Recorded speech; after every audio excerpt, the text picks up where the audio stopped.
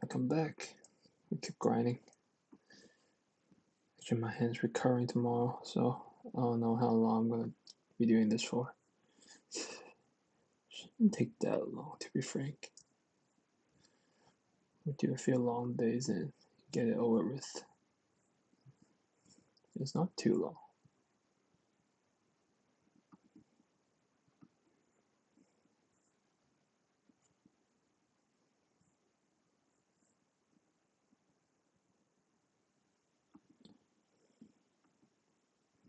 This one's done. Strategy, if they bought a brand new plane, would be to choose a useful life of 20 years, and then they would have a low salvage value as a Next video.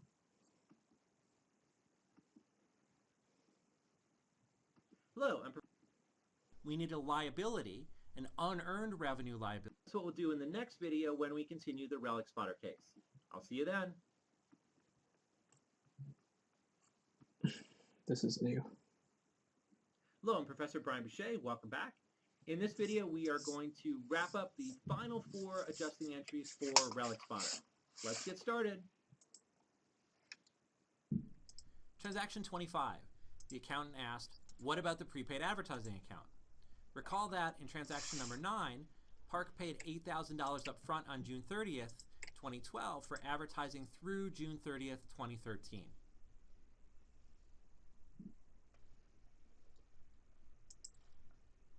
We need an adjusting journal entry to recognize an expense for the 6 months of advertising that has been used up between June 30th, 2012 and December 31, 2012.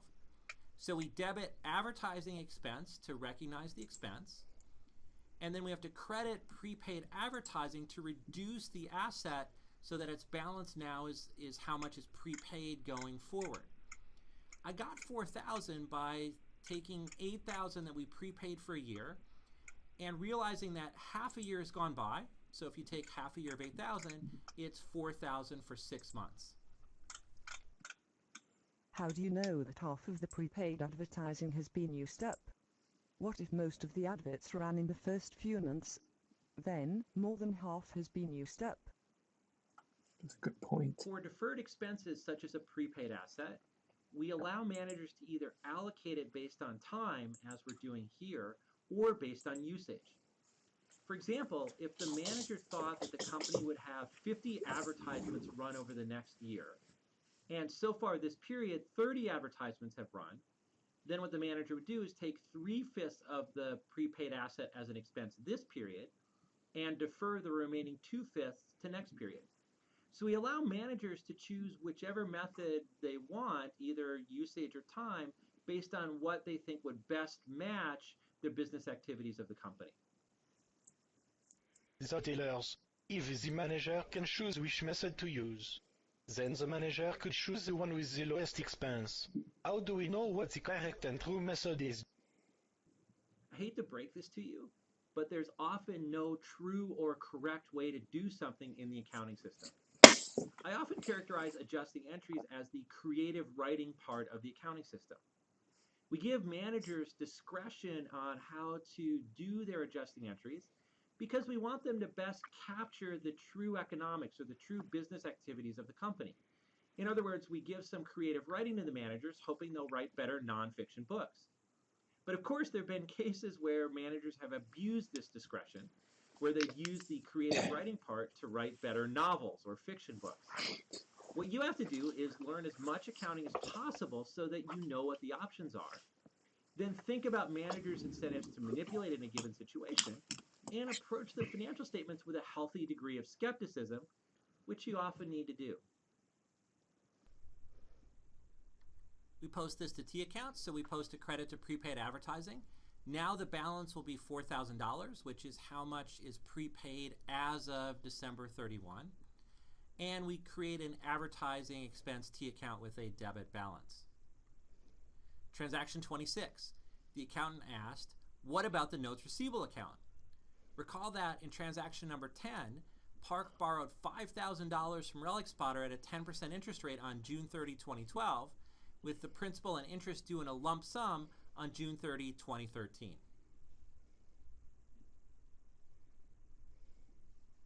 We need an adjusting journal entry to recognize the interest revenue that we've earned by providing the money outstanding for 6 months. So we're going to credit interest revenue for $250. The debit here is going to be an interest receivable to represent the fact that Rebecca Park owes us $250 in cash. Now, where the $250 comes from is the total interest is going to be $5,000 of principal times a 10% annual interest rate is $500 of interest per year, but it's only been 6 months, so we take half of that to get $250. Why isn't all $500 of interest considered interest receivable? Aren't we going to receive that much in interest between now and June? Actually, all $500 of interest is Annual, not right? necessarily receivable between now and June. Let's say Santa Claus brought Rebecca Park $5,000 as a Christmas gift. So on January 2nd, she decided to come in and repay the loan. On that date, she wouldn't owe us $500 of interest because that's for a year and it's only been 6 months. She would only owe the $250 of interest that have been accrued so far. So the other $250 is not necessarily receivable unless the money continues to stay outstanding for the next 6 months. So we can't consider it receivable as of December 31st. Then we post this journal entry to the interest receivable and the interest revenue T accounts. Transaction 27, the accountant asked, what about the unearned revenue account? Recall that in transaction number 15, the Penn Antiquities Club paid Relic Spotter $1,200 cash up front on December 1st, 2012 for unlimited rentals over the next year. We need an adjusting entry here to recognize the revenue we've earned by providing 1 month of unlimited rentals. So we credit rental revenue for $100. Part of our obligation has gone down by delivering 1 month of unlimited rentals, so we need to reduce our liability. We debit unearned rental revenue to reduce this obligation. Where does the $100 come from? We got $1,200 up front for a full year. 1/12 of a year has gone by, so we only recognize $100 of that $1,200 during the first month. Could this revenue be recognized based on the number of rentals, instead of based on time? But wait, with the contract allowing unlimited rentals, it would seem fishy to do this based on the number of rentals. Yes, it would seem fishy if the allocation was done based on number of rentals instead of time when you have a contract which provides unlimited rentals. Yeah, you see, you're starting to get it. It's important to understand what the actual business activities of the company are, and then you can see whether the accounting is matching those business activities. If the accounting matches the business activities as it does in the Relic Spotter case, then you can continue to feel comfortable with managers. But if you saw a mismatch, like unlimited rentals being accounted for based on number of rentals in the period, then you start to get skeptical about whether managers are manipulating or not. We post this to T accounts. We put a debit and unearned rental revenue. So now the balance in this liability is going to be $1,100, which represents how much of an obligation we have on December 31st. We have to deliver 11 more months of unlimited rentals. And then we add a credit to the rental revenue T account. Transaction 28. Finally, did I ever mention that the word finally is my favorite word in the accounting language? Seriously. let's try this again. Transaction 28. Finally, the accountant noted that Relic Spotter incurred an estimated income tax expense of $630 for 2012. Park was confused by this because she did not do her taxes until April. We do need an adjusting journal entry here. Even though Park's not going to file her taxes until April, she's incurred taxes by operating the business during 2012, and we have to show an expense because that's a cost of doing business. So we're going to debit income tax expense for $630. This is money that we owe the government. That's an obligation, so we need to credit a liability, income tax payable for $630. Then we post this to T accounts. We create an income tax payable so that we can show on our balance sheet that we owe the IRS $630 of taxes as of December 31. And we create an expense account, income tax expense, which has a debit balance. Pardon, don't we have to do an adjusting entry for par value? I only showed up today because I thought you were going to discuss par value. There's no adjusting entry for par value. We only worry about par value when we issue new stock, but glad you came anyway. Okay, now that we've finished all the adjusting entries for Relic Spotter, all we need to do is learn about financial statements and closing entries, and then we can start doing the balance sheet and income statement for Relic Spotter. I'll see you next time. See you next video.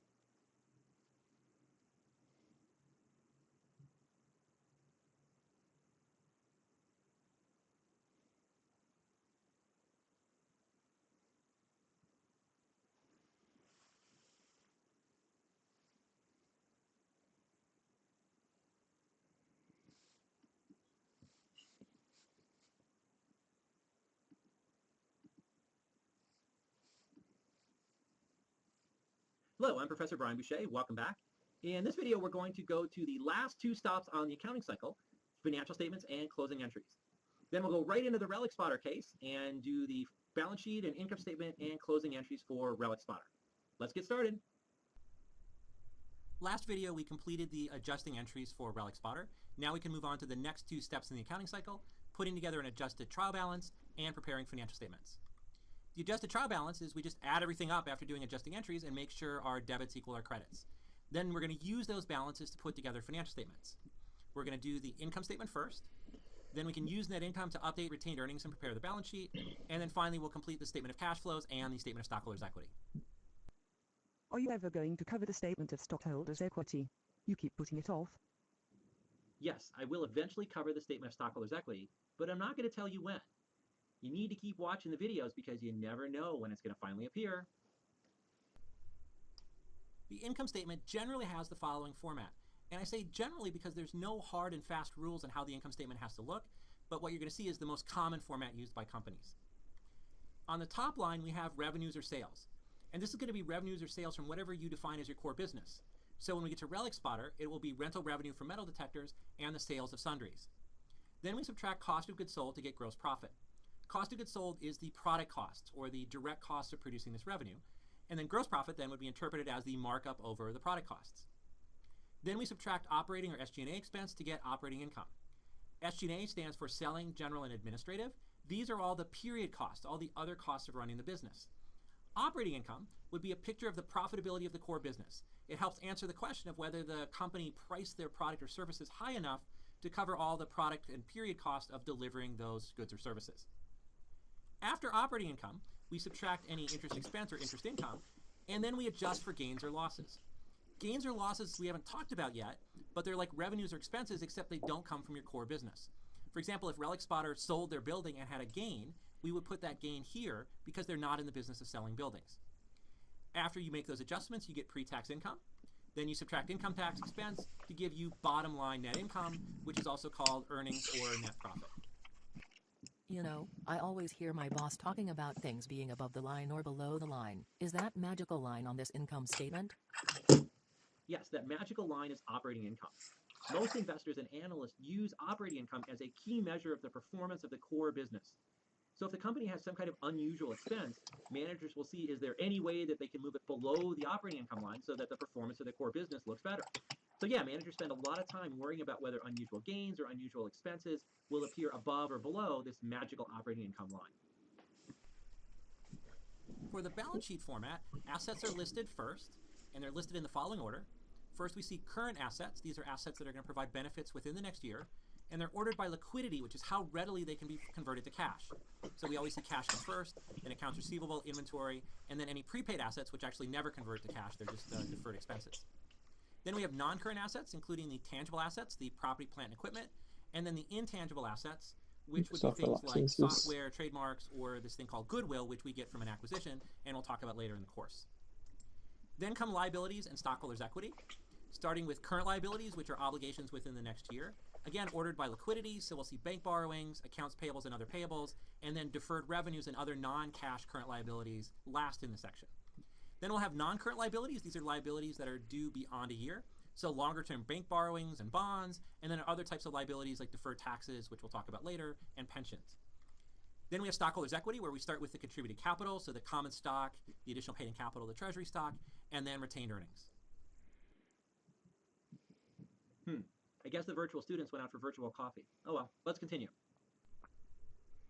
When we finish the financial statements, we're ready for the last stop on the accounting cycle, which is closing entries. This allows us to get ready to start a new period so that we can do the cycle over and over and over and over and over and over again for the whole life of the company. Closing entries involve closing temporary accounts. What's a temporary account? It's an account that accumulates the effects of transactions only for a certain period of time, so either fiscal quarter or fiscal year. These would be the revenue and expense accounts, which then get closed out to retained earnings at the end of the period. Permanent accounts are the accounts that accumulate the effects of transactions over the life of the business. These would be the balance sheet accounts like assets, liabilities, contributed capital, and retained earnings. The actual closing entries are internal transactions that zero out temporary accounts at the end of the accounting period. Again, by internal transactions, we mean this is the accountant sitting at his or her desk. These are not transactions with outsiders. And the goal is to transfer the balances in the revenue and expense accounts into retained earnings. So the way the entries look is for revenues, we want to zero out the revenue account. Revenue accounts have credit balances, so if we debit them, we're going to zero them out. And then we credit retained earnings, which moves the balance from revenue into retained earnings. For expenses, expenses have debit balances. To zero them out, we want to credit them, so we credit expense accounts and debit retained earnings. And notice in both cases, we're not creating any new stockholders' equity. We're just transferring it from one type of account to another, from the temporary accounts to the permanent account retained earnings. When my grandpa tried to teach me accounting when I was 5, he said something about an income summary account as part of closing entries. Where is it? Hey, that happened to me also. Yeah, there are still some textbooks that use income summary accounts. This is a very temporary account, and what happens is you close the revenue and expense accounts into income summary, and then you close income summary into retained earnings, with the net effect being that there's only one entry that goes into retained earnings instead of the two that we used in our approach. But you get to the same place, so it really doesn't matter which approach you use. I like not using the income summary approach because it's just more straightforward and not create a new account. After the closing entries, we do a post-closing trial balance. So we add everything up to make sure our debits equal our credits. At this point, only the permanent account should have balances. All the revenue and expense account should have a zero balance. And now we're ready to start the next period. So what we're going to do to finish up the Relic Spotter case is we're going to This prepare the looks adjusted trial balance, great. put together an income statement, Automatable. record the closing entries and post them to key accounts, and then prepare the balance sheet. And I'm going to switch over to Excel to show you how all of this stuff works. So we go back to our page of T accounts and we have more things filled in. So accumulated depreciation is now filled in after the adjusting entries. We can see the adjustment to the software account that we made. And then for expenses and revenues, we have more of them filled in. So again, like building depreciation expense, interest revenue filled in through the adjusting entries. Then we go to our trial balance spreadsheet and we put in the debits and credits for all the adjusting entries, and then the balances after we've adjusted for the adjusting entries. And as we put everything in, move all the balances over, what we want to make sure is that for just the adjustments alone, our debits equal our credits, which they do. And the balances after doing adjusting entries, our debits equal our credits. So we haven't made any mistakes, we're fine at this point. Now what we're going to do is take all of these revenue and expense accounts, which are summarized right here on the trial balance worksheet, and put them in the income statement format. So we start out with Relic Spotter's income statement for the year ended December 31, 2012. And it's important to note that it's for an entire year because income statements are always for a period of time. We have to let people know what the period is. For revenues, I've split the revenues into two categories, rental revenue and sales of sundries. That's because Relic Spotter has two lines of business, and so we want to highlight the revenues from the two different lines. Then we need the cost of revenue, so these are like the product costs. Cost of goods sold, of course, matches up with the sundry sales. But what was tricky is to figure out what's the cost of goods sold for rental revenue, which is essentially a service. What I decided was the direct cost of providing that service was the metal detector depreciation expense and the software. So I included those in cost of revenue to get gross profit, which is the markup over cost that we got in our revenue. Then we take off selling, general, and administrative expenses. So these are the period costs, salaries and wages, legal fees, advertising, and building depreciation. Gives us total SG&A. And then our operating income. And operating income is the profitability of our core business. Was the pricing of our product and service high enough to cover all the product costs for our core business and all the period costs? And in this case, it was. Then below the operating income line, we have interest revenue and interest expense. We don't put interest revenue on the top line because our core business is not making loans. We're not a bank, so we put it below operating income. And then interest expense typically goes below operating income as well. That gives us pre-tax income. We subtract income tax expense, and we have a net income of $23.70. One more thing I want to point out before we leave the income statement is I separated depreciation expense into two buckets. The metal detector depreciation expense is part of the direct cost of providing the rental service, whereas the building depreciation is part of the selling and administrative function. And so you'll see this a lot where depreciation may need to be put in two different categories because it's going to show up in two different places on the income statement. So that's a wrap for the income statement. I guess I should have let the virtual students know that they're allowed to drink virtual coffee in the virtual classroom so that they could have come back in time to see the closing entries and balance sheet for Relic Spotter. Oh well, at least you get to see it. To see how the closing entries work, let's go back to our T accounts. So if we look at something like rental revenue, after we did our adjusting entries and of course the entry during the period, there was a credit balance of $124,400. What the closing entry is going to do is debit rental revenue so that the balance is zero. If we look at advertising expense, After doing the adjusting entry, the balance was $4,000. That went on the income statement. The closing entry is going to credit advertising expense for $4,000, which will zero it out. So we do that for all the T accounts, and we get these two big whopping journal entries. So for the closing entries for revenues, we debit all the revenue accounts, which is going to zero them out, and then we add them up and credit the balance to retained earnings. For expense accounts, we credit all the expense accounts to zero them out, total them up, and then that's the debit to retained earnings. So if we go back over to our retained earnings T account, here's the closing entry that transfers all the revenues into retained earnings. Here's the closing entry that transfers all the expenses into retained earnings. Now those expenses and revenues are going to live in retained earnings forever. We can come up with a final balance for retained earnings, which is a debit balance of $130. So even though we had positive net income, we had more revenues than expenses, we paid that big dividend, and the dividend was bigger than our net income, so we have a debit balance. We have negative retained earnings. That's okay. Remember, retained earnings is one of the few accounts that can have either a debit or credit balance.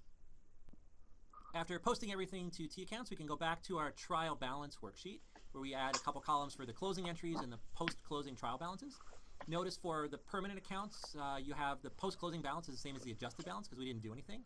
The only permanent account that's affected, of course, is retained earnings, and then the closing entries also operated on revenues and expenses. And if you look at the post-closing trial balance, you see that now all the revenue and expense accounts are at zero, and it was retained earnings was the only balance that was affected by this process. Now we're going to take all the balances of the permanent accounts and put together a balance sheet. So we have the Relic Spotter Incorporated balance sheet. Notice a balance sheet is a point in time, so we have December 31, 2012. We start with assets and list all of our current assets in order of liquidity. Then we follow up with tangible assets, and this is the typical treatment where land, building, and metal detectors are listed at their original cost, and then in one line item we subtract the accumulated depreciation to report something called net property, plant, and equipment. Now, I've always found this a little misleading because we're really not depreciating land, but it looks like we are. But hey, we've done this way for 4 centuries, so who am I to complain? Anyway, then we have the intangible assets like software, and that'll give us total assets. For liabilities and stockholders' equity, we have the current liabilities, so the obligations in the next year, ordered by liquidity. Non-current liabilities, so liabilities beyond a year. For stockholders' equity, we have common stock and additional paid-in capital, and then retained earnings, which, I don't know, we may want to call accumulated deficit since it's negative, but I guess it's okay to call it retained earnings as well. Gives us total stockholders' equity, and then our total liabilities and stockholders' equity equals our total assets, and we're done with the balance sheet. In future videos later in the course, we will continue with Relic Spotter to put together a statement of cash flows, and then eventually we'll talk about a statement of stockholders' equity. And with that, we wrap up the basic building blocks section of the course. All of the things that we've learned so far, we're going to use over and over and over and over again on more advanced accounting topics. The next step is to put together a statement of cash flows for Relic Spotter, but that's going to take about a week of videos to learn how to do. So why don't we stop here, and I will see you next week. See you next video.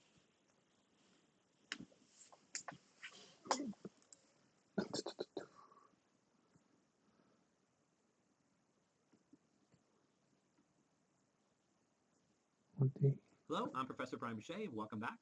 Our trip around the accounting cycle has culminated in... Hello, I'm stock and additional pay. Put together a statement of cash we've learned so far. We're going to use over and over and over and over again on more advanced accounting topics. The next step is to put together a statement of cash flows for Relic Spotter. Our trip around the accounting cycle has culminated in the preparation of the first 2 financial statements, the income statement and the balance sheet. As is our custom, we'll end the week by taking a look at the 3M Company annual report to see what their income statement and balance sheet look like. So without further ado, let's look at 3M's annual report. Let's start with 3M's income statement, which is on page 46 of their annual report. And to make this interesting, why don't we just compare this directly to what we did for Relic Spotter? So over here is the Relic Spotter income statement that we prepared, and we'll just compare it directly to the 3M Company. So we started out with net revenue as the top line, broken into the 2 segments. 3M just gives us one line for net sales. Then we have the cost of revenues or cost of goods sold. Again, 3M just has one line item. We had selling, general, and administrative expenses. 3M has that as their next item. Again, only one line item. They also have R&D, which we didn't have as Relic Spotter. Just let me delete that so that goes away. They also had R&D, which we did not have in Relic Spotter. That gives operating income, and we see the same thing on the 3M financial statement. So far, we're seeing the same items in the same order. There's just a lot more detail in Relic Spotter. Below the operating income line, we get to interest revenue and interest expense. Same thing for 3M. Then we have pre-tax income, income tax expense, net income, and you see the same order for 3M. The only thing is they have this non-controlling interest, which we'll talk about later in the term. Now, you may be wondering, how can a big multinational company like 3M, producer of Post-it notes and Scotch tape and all sorts of other cool stuff, get away with providing less information in their income statement than Relic Spotter? Well, as it turns out, 3M is going to provide more information. It's just not shown on the face of the income statement. If we go back to that MD&A section, Management Discussion Analysis, so this is back on page 18 of the report, we'll find that here is where 3M gives us a lot more detail about their income statement. So here's net sales. They give us US versus international. They tell us how much of it is price versus volume growth, how much of it is organic versus acquisitions. They give you some geographic and product segment information, and they'll give you more of that. I'll show you in a second. For operating expenses like cost of sales, they give you a whole paragraph explaining what happened. So it includes manufacturing, engineering, and freight costs. One of the effect of the changes year on year was the impact of selling price, raw material cost changes. Same thing with SG&A. They don't quite give you the same detailed breakdown of the components, but they do talk about how different line items change, like pension expense, restructuring expenses, cost control, and productivity efforts. So you're getting more detail on the line items here that you didn't see on the income statement. Same thing with interest income and interest expense, income taxes. And then, as I mentioned, they go through each segment.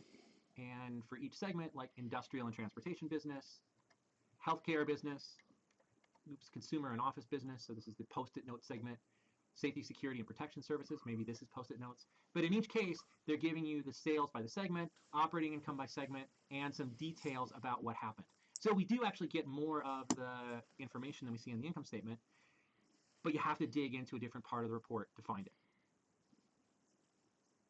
Now let's take a look at the balance sheet, which is on page 48 of the 3M 10K. And again, we will compare it to our Relic Spotter balance sheet. So this is as of December 31st, the point in time. Always start with cash. That's the most liquid asset. 3M also has marketable securities, which are very liquid, so things like securities of deposit. Accounts receivable comes next on both statements. 3M talks about allowances. In a couple weeks, we'll talk about what these allowances for accounts receivable mean. Then we had inventory. We also see inventories. We also see inventories for 3M. As a manufacturing company, they have different categories of inventory. We'll talk about that in about 3 weeks. We had things like prepaid, interest receivable, notes receivable. 3M just lumps those into other current assets. Then for non-current assets, we had land, building, metal detectors, accumulated depreciation, PP&E. If we look at 3M, they have their PP&E at cost in one line, less accumulated depreciation to get the net. So it's the same treatment of original cost minus total depreciation gives you net that we saw with Relic Spotter. It's just with Relic Spotter, we got a little bit more detail on the makeup of the PP&E. And then for intangible assets, we just had software. 3M has a lot more: goodwill, intangible assets, net, some prepaid pensions, and the always popular other assets. In terms of liabilities, we had accounts payable, interest payable, income tax payable, unearned revenue for Relic Spotter. We can find similar things for 3M: accounts payable, accrued payroll, accrued income taxes. Accrued income taxes is another way of saying income taxes payable. So accrued means the same thing as payable. They have other current liabilities, which presumably will have some of these other liabilities in there. We had one long-term debt, mortgage payable.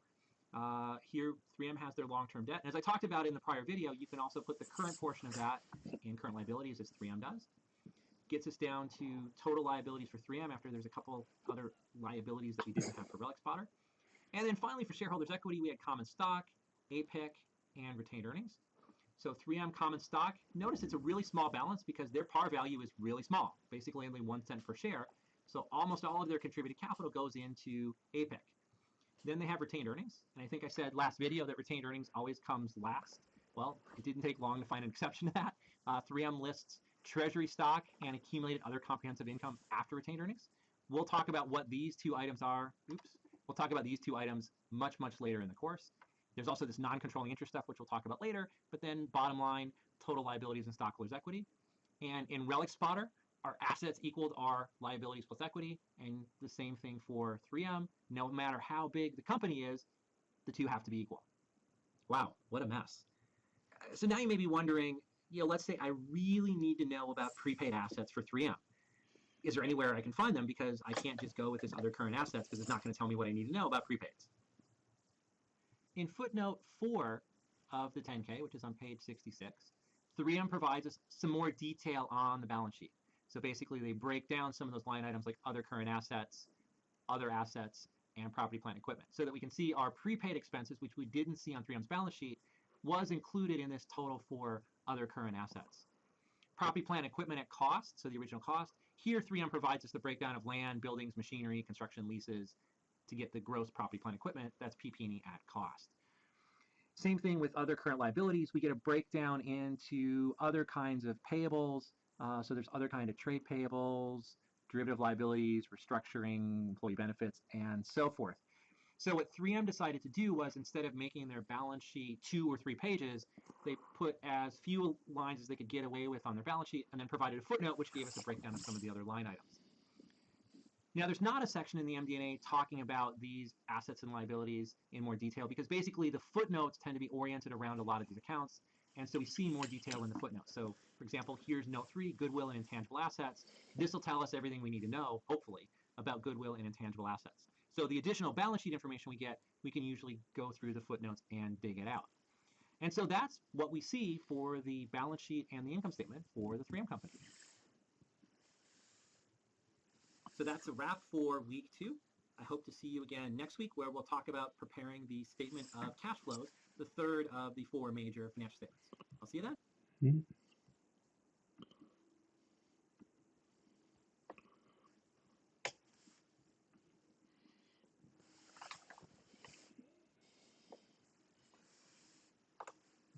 Just submit it.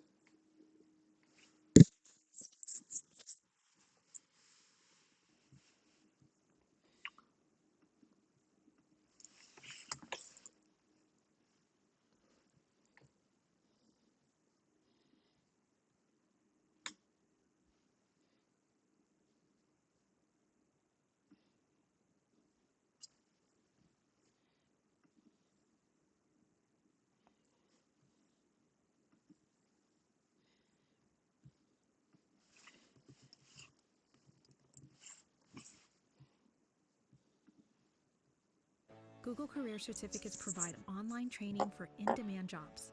Train for jobs in IT support, project management. 110,000 revenue in December.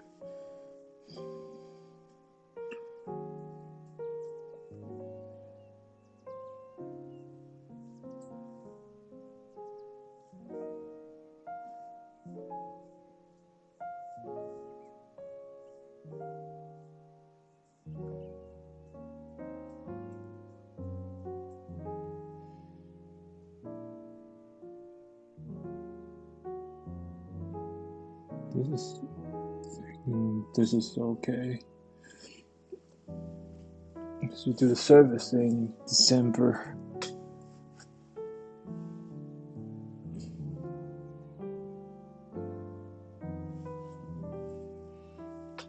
This one is not quite right, because this stuff happened in November.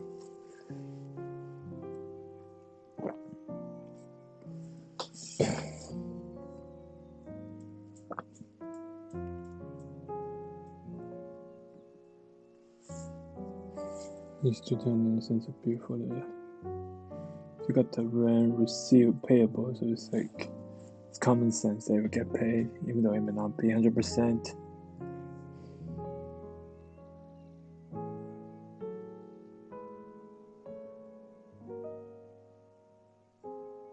Okay, 1 month has gone by, so the interest is accrued. It's accumulated.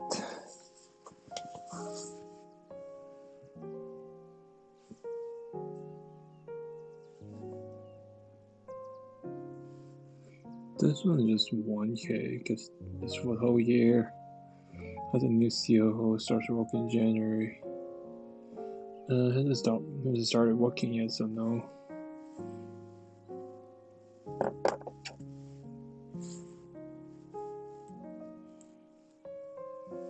This one is the stuff in December. Happened in December, paid in December. You got the service already. Receives 10K invoice.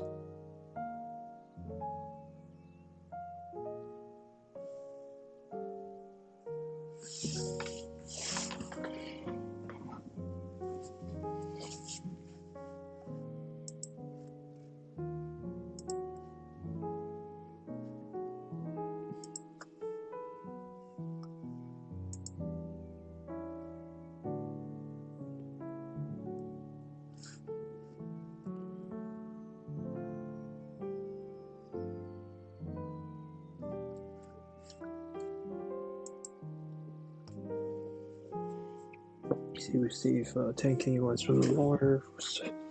Performed during December. It's due in January. They still owe them money. Just haven't paid yet. Pays in cash dividends. It's not expense, it's retained earnings.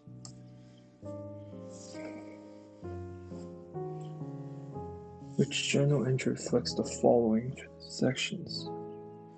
Transaction receives $2,000 in cash. So debit the cash to increase it, which is $1,000 for goods and $1,000 for deposit. Customer could debit it later next month. So debit the cash, so it'll be 1, 2, 3, 4.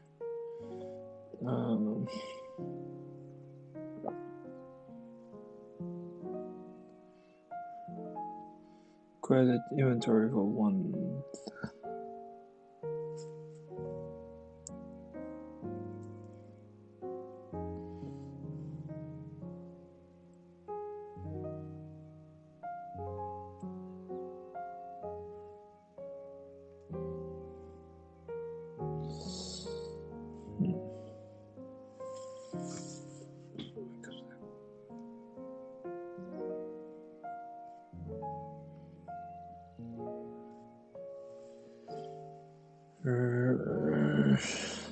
I'll do this one.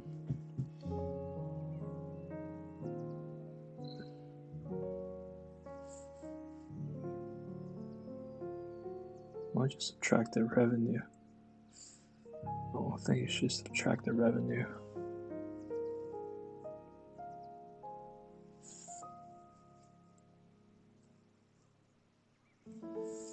Which journal file entries reflects the following transaction?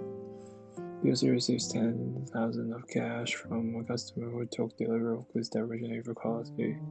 Bills the 8,000 to require. That just expands like.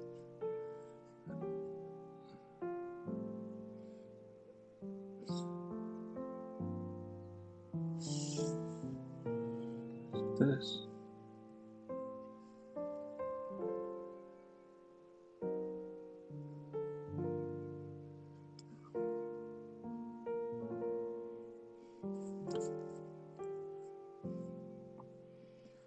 It will be recognized for a truck that originally cost 30 grand as estimated useful life of 5 years with 5,000 salvage values. So 3,000 minus 5,000, 25,000 divided by 5, so it's 5,000 per year. Which journal entry reflects the adjusting entry dated on December 31st? Now step of the year earns 800 grand in salaries. Paychecks not issued in January 2nd.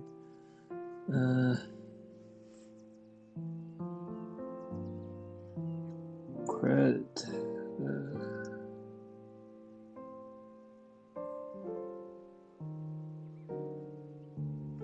You haven't paid them yet, so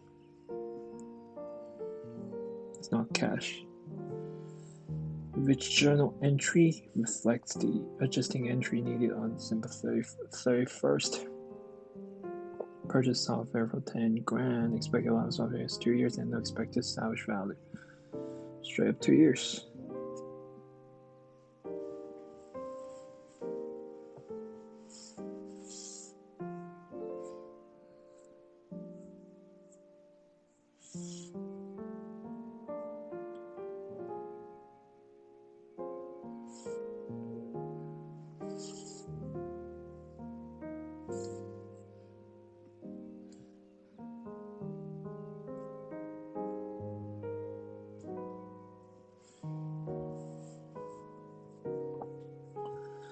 Memorization, it's like armor. And this one, you paid, you purchased it already, so you already paid.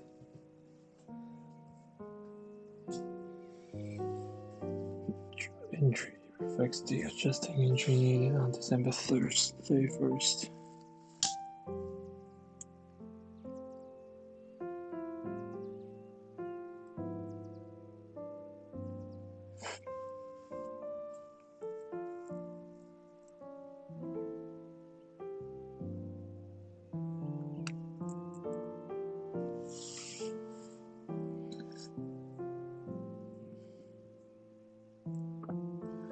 Got some deposits.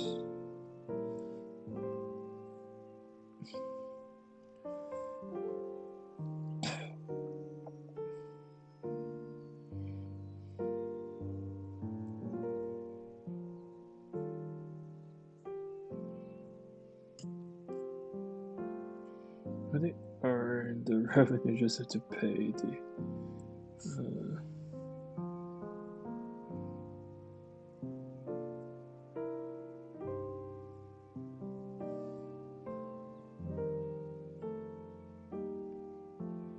we already got it in November, so you don't need it. You haven't delivered, so which item should not be on balance sheet? Accounts payable receivable.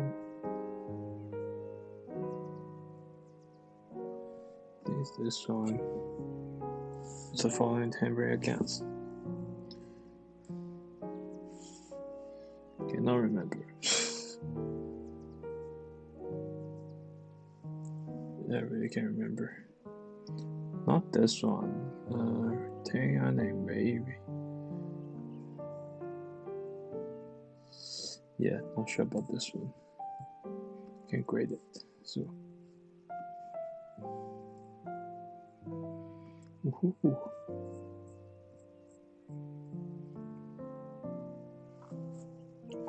Well, this one medium is perfect timing. Whoosh. Hello, I'm Professor Brian Boucher. Welcome back. This week, we're going to spend the entire week talking about the statement of cash flows, and we're going to need the whole week to get through it.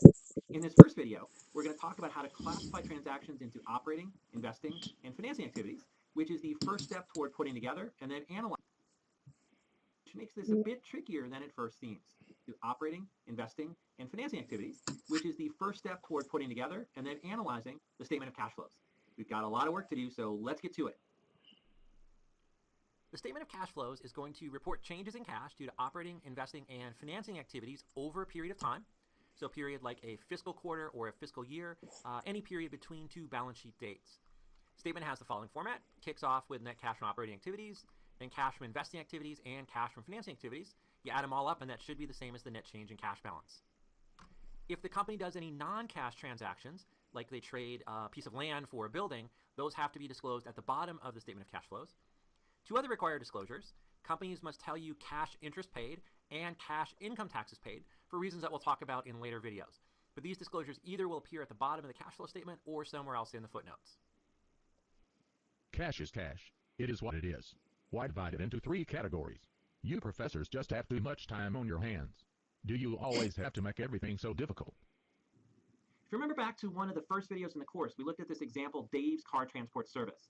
In that example, we saw why it's important not to look at total cash flow, because all Dave had to do to increase his total cash flow was either borrow more money or raise more equity. What we really want to know is how much cash flow is being generated by operating the business. How much cash flow is the business investing in the future? And how is the business financing itself? That's why it's important to look at these three buckets and separate the cash flows into operating, investing, and financing. Let's talk about each of these three buckets of activities in more detail, starting with operating activities. These are transactions related to providing goods and services to customers and paying expenses related to generating revenue. The best way to think about this section is it's the analogy to the income statement. So transactions that appear on the income statement, we tend to see their cash impact in the cash from operating activities section. So we'll see cash inflows like collections from customers, but other sources of revenue or positive income like receiving interest or dividends on investment. And we'll see cash outflows like payments to suppliers, payments to employees, payments of interest and tax, other operating disbursements like payments for advertising, legal fees, and other things like that. I see the words interest and dividends on investments. Wouldn't that be an investing activity? Yeah, a case can certainly be made that dividends received and interest received should be investing cash flows because they're returns on your investment. But these items also appear on the income statement, and the Financial Accounting Standards Board, the FASB, decided that they wanted them as part of operating cash flow to provide comparability between the income statement and cash from operations. But I have the feeling we'll be talking about these items more as the video goes along. There are a few types of transactions that appear on the income statement that we need to make special adjustments for on the cash flow statement, because even though they're on the income statement, they will not be part of cash from operating activities. The first type of adjustment is for depreciation, amortization, and other non-cash items. These will affect income, but there's no cash flow involved, so we need to make an adjustment for them. Also, sometimes we get gains or losses on selling something like property, plant, and equipment, which affect our income statement, but we don't want to show the cash flow in the operating activity section. We want to show it in investing activity section, so we need to adjust for that. We're going to make these adjustments later on in the week, but I just wanted to put them in the back of your mind right now. The next bucket is investing activities. These are transactions related to acquiring or disposing long-term assets. So cash inflows like selling property, plant, equipment, selling intangible assets, selling investments, or selling a whole business, a business divestiture. Cash outflow examples would be acquiring a business, acquiring property, plant, equipment, acquiring intangible assets, or purchasing investments. Why do you What sell if I buy stock as an intangibles? investment, but I only intend to hold it for 6 months? Would that be a long-term asset? Would that be an investing activity? You bring up an excellent point. There's a rule of thumb that any asset that we intend to hold for more than a year would be an investing activity, whereas any asset we intend to hold for less than a year would be an operating activity. But this is a rule of thumb. It's not an ironclad law, and there are going to be places where we see that this rule of thumb is violated. In the case of investments, there's a whole set of rules around whether the investment should be operating or investing activities, and we'll talk about those later in the course. And the last bucket is financing activities. These are transactions related to owners or creditors, except for interest payments. Except for interest payments. If ifs and buts were candy and nuts, every day would be Christmas. Interest is paid to creditors.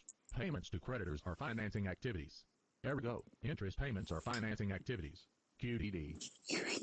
It's hard to argue with a QED, but this is a situation where the FASB wanted comparability between the income statement and cash from operations, and so they decided to include interest payments as an operating activity to parallel the interest expense that's in net income. Having said that, a lot of investors and analysts disagree with this classification and want to pull it out.